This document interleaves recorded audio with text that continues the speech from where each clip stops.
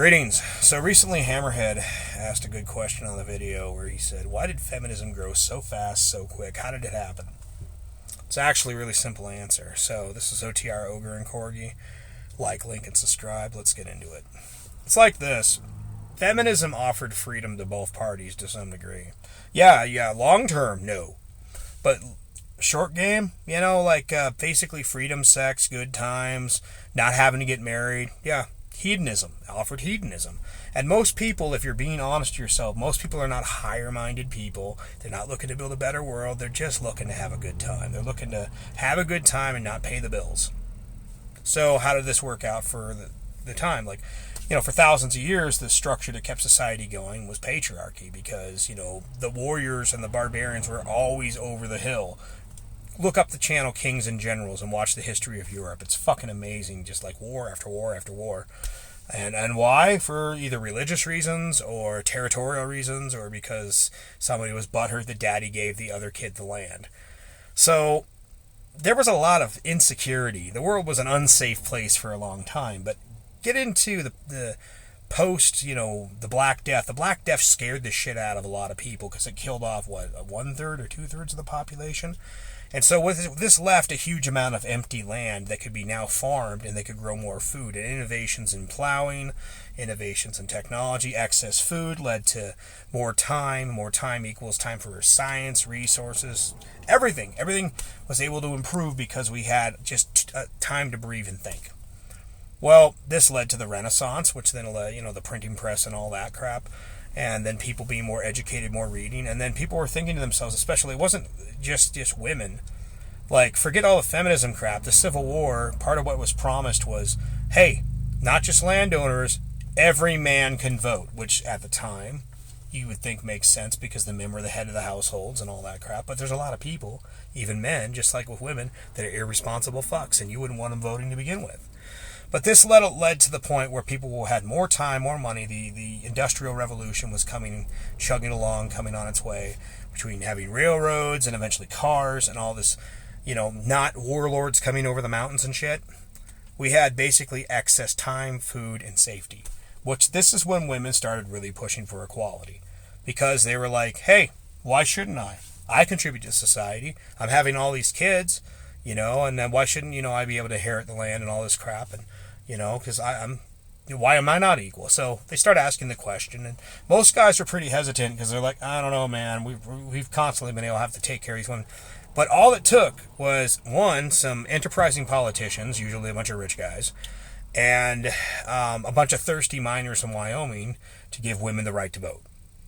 So women get the right to vote, and then what do women instantly do? They vote themselves more free shit. The death of the church, as far as the real church, when people actually claim to believe in God, was about the same time that welfare started becoming more and more of a thing. So back in the 30s, and then definitely with the 60s, the Great Society destroyed the power of the church. Because before, if you were starving and you had your family to feed, you basically had to submit to the will of the church. You had to be a decent, good person. Otherwise, they're like, no, get out of here. You're a bad person. You need to clean up your act before we can help you. Imagine you didn't have to do that. Imagine you could just get free benefits. So what ends up happening is that not only was it in the 1920s and shit, the hedonism back then of the flappers and doing, the short haircuts with the hats and doing the Charleston with the heroin and the cocaine, which by the way you could legally buy back then.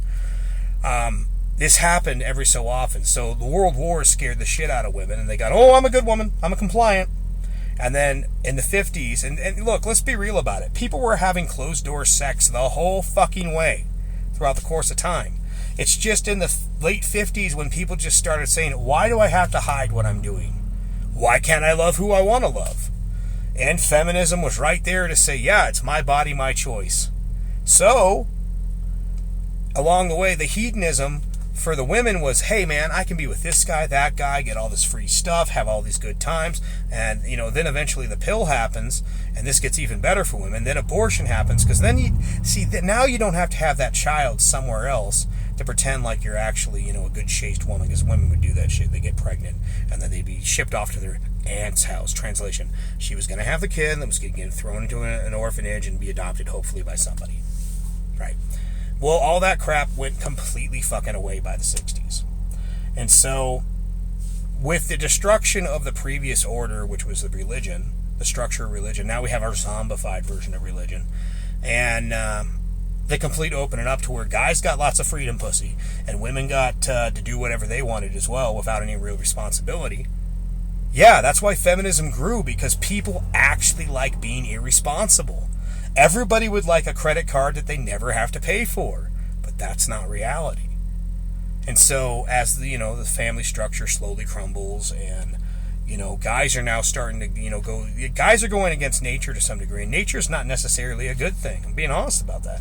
MGTOW is not really totally natural, because look, the natural state of guys is, hey, I'd like to meet a woman, and a woman says, I'd like to meet a guy, and we'd like to make a family. The fact that guys are now thinking, they're wiser, and they're looking around going, yeah, I think I'll pass on this, at least in this country. And so they're actually shopping around, going to Asia, or going to Africa, or going to South America. They're going to countries that actually still support traditionalism to some degree, so they actually can raise a family and feel like they're not going to get shafted. Yeah. The hedonism went far too far with the feminism. So what we see now is we're in the aftermath. So the first 2-3 generations got to enjoy the benefit of the factory, as where you and me and our generations, like let's say somewhere in the late 60s, the 70s, somewhere in the late 70s is when the cancer started showing up from feminism.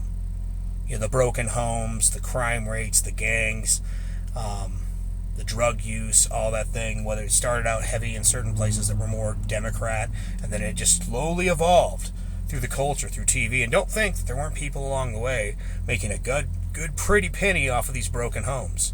They wanted a broken home, because let's say you get married, then you get divorced, and then, there's one home bought, then you got to buy 2 homes or rent homes. Yeah, it's a business. So the proliferation of feminism is because, sadly, this is the natural state of people. People are debaucherous. And it takes a higher mind level of thinking to actually, walk away from a lot of the physical. And yeah. That's why feminism got so big. This is OTR Ogre and Corgi. Y'all take it easy. Like, link, and subscribe. Later.